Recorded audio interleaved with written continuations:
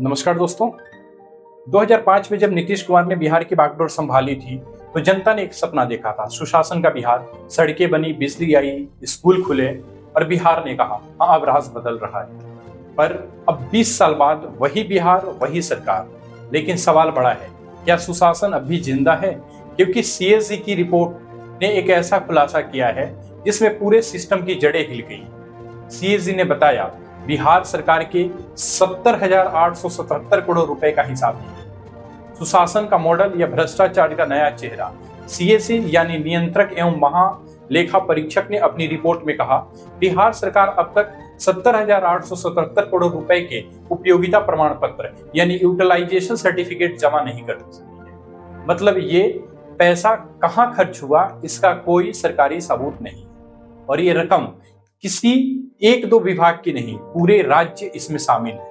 Report के मुताबिक 49,639 UCS अब तक लंबित हैं। इसमें से कई 2016-17 जैसे पुराने सालों के। पंचायती राज्य विभाग 28,154 करोड़ रुपए के बिल बकाया है। शिक्षा विभाग के पास 12,624 करोड़ रुपए का और वही शहरी विकास के पास 11,065 करोड़ रुपए का बिल बकाया है। और ग्रामीण विकास, स्वास्थ्य विभाग और कृषि विभाग में भी करोड़ों के हिसाब नहीं मिले।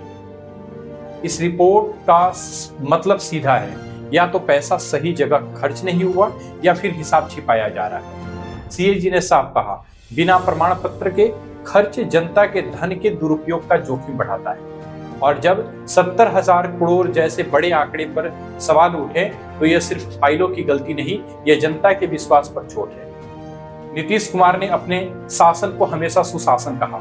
उन्होंने कहा हमने बिहार में भ्रष्टाचार खत्म किया, पर आज रिपोर्ट कहती है बिहार में 70,000 करोड़ रुपए का हिसाब ही नहीं मिल रहा। जनता पूछ रही है अगर सब पारदर्शी था तो कागज क्यों गायब है? अगर विकास हुआ तो सबूत कहाँ है? और विपक्ष बोल रहा है ये सुशासन नहीं, ये साइलेंट स्कैम है। बिहार सरकार का कहना है पैसा खर्च हुआ है लेकिन दस्तावेज समय पर जमा नहीं हुए।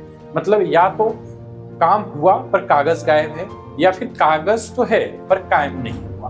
पर जनता पूछ रही सुशासन की सरकार को अगर इतने साल बाद भी हिसाब देने में मुश्किल है तो ये पारदर्शिता कहाँ गई?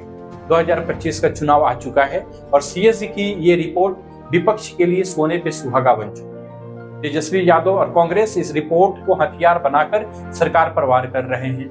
बिहार में युवाओं के लिए ये मुद्दा भ्रष्टाचार बनाम जवाबदेही बन चुका है, क्योंकि आज की पीढ़ी ये नहीं मानती कि कागज में गलती हो गई, वो पूछती है मेरे टैक्स का पैसा कहाँ गया।